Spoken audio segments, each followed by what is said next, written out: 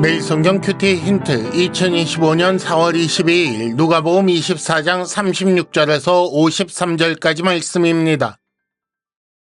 이 말을 할 때에 예수께서 친히 그들 가운데 서서 이르시되 너희에게 평강이 있을지어다 하시니 그들이 놀라고 무서워하여 그 보는 것을 영으로 생각하는지라. 예수께서 이르시되 어찌하여 두려워하며 어찌하여 마음에 의심이 일어나느냐. 내 손과 발을 보고 나인 줄 알라. 또 나를 만져보라. 영은 살과 뼈가 없으되 너희 보는 바와 같이 나는 있느니라.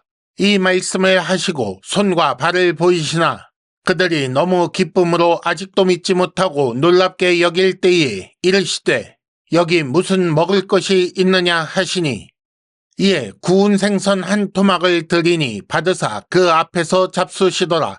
또 이르시되 내가 너희와 함께 있을 때에 너희에게 말한 바 곧 모세의 율법과 선지자의 글과 시편에 나를 가리켜 기록된 모든 것이 이루어져야 하리라 한 말이 이것이라 하시고 이에 그들의 마음을 열어 성경을 깨닫게 하시고 또 이르시되 이같이 그리스도가 고난을 받고 제3일에 죽은 자 가운데서 살아날 것과 또 그의 이름으로 죄 사함을 받게 하는 회개가 예루살렘에서 시작하여 모든 족속에게 전파될 것이 기록되었으니 너희는 이 모든 일의 증인이라.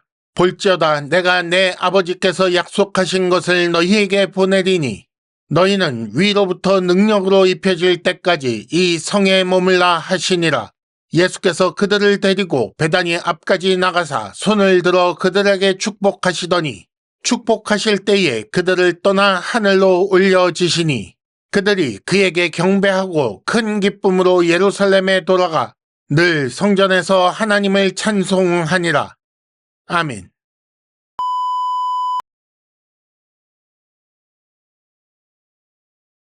1단계 본문의 구조와 내용을 간단하게 정리하기.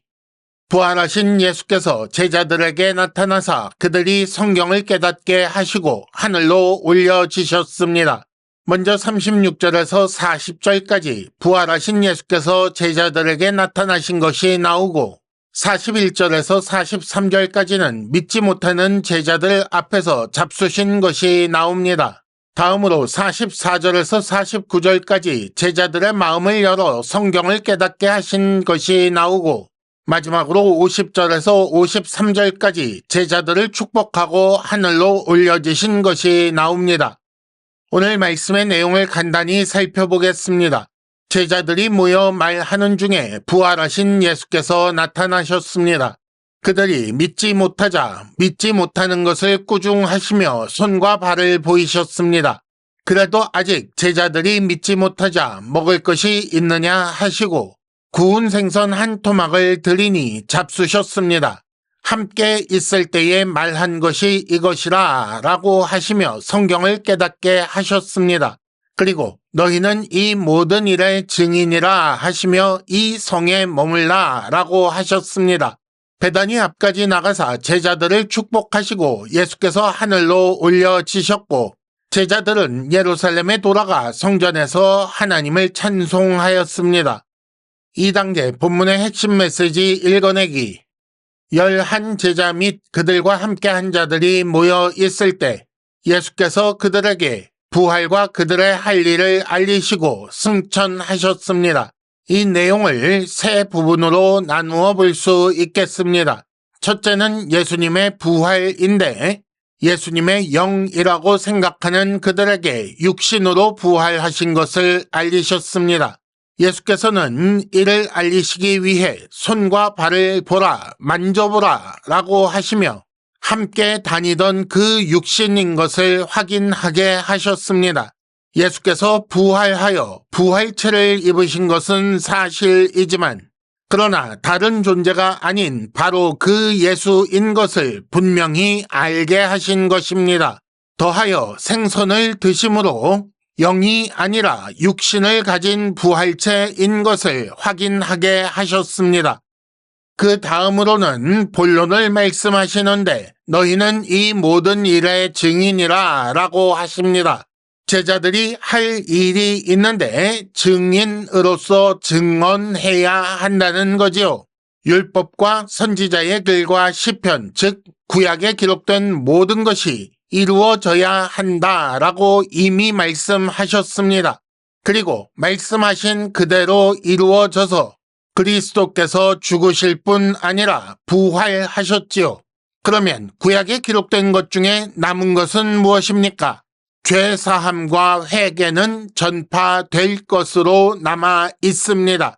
그리고 이것이 제자들이 해야 할 일이고 이것을 하기 위해 능력을 입어야 한다는 거지요. 세 번째는 예수님의 승천인데 제자들을 축복하시며 하늘로 올려주신 것입니다. 약속하신 것을 너희에게 보내리니 라고 하셨기 때문에 약속하신 성령을 보내시기 위해 떠나셔야 하는 것입니다. 예수께서 승천하신 후에 제자들은 예루살렘으로 갔는데 이는 그 능력으로 입혀질 때까지 이 성에 머물라 라고 하신 것에 순종한 것입니다. 이렇게 누가복음이 끝나지만 끝이 아닙니다. 성자께서 성령을 보내시면 성령을 받아 증인의 일을 해야 하지요.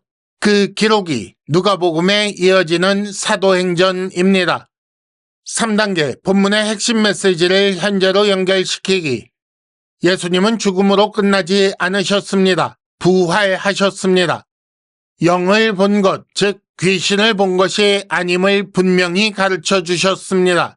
의심을 거두고 이 사실을 믿을 수 있도록 단계적으로 알려주셨습니다.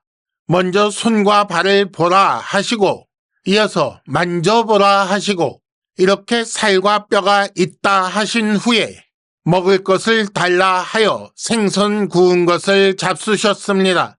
이렇게 부활하신 예수님은 죽음 이전과 분명히 다르지만 분명히 같은 존재입니다.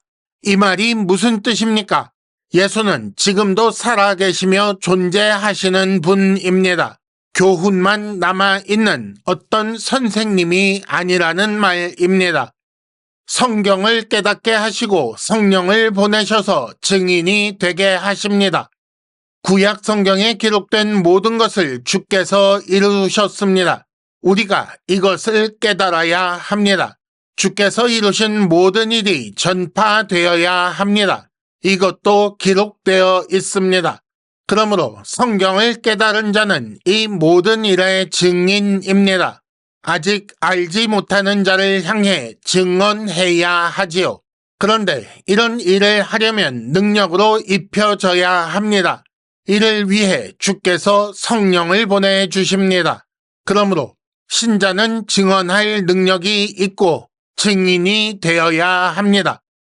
큐티 힌트, 주 예수의 일하심은 끝나지 않고 지금도 이어지고 있습니다.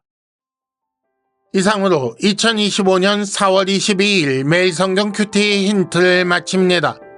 여러분 큐티를 통해 은혜 많이 받으시기를 바랍니다.